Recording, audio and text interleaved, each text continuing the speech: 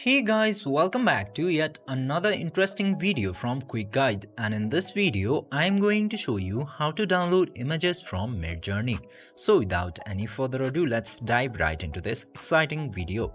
Now, in order to download images from Midjourney, just simply open your Discord server, and after going into the Discord server, just simply open Midjourney bot where you have images that Midjourney created for you.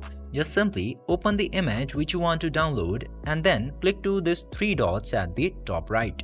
And after tapping into there, you will get the option of save into here.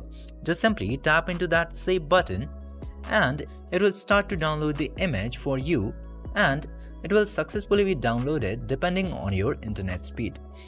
By following this very easy step, you can also easily download images from Midjourney. I hope this video was helpful for you. If yes, don't forget to like, share and subscribe to the channel to never miss another update.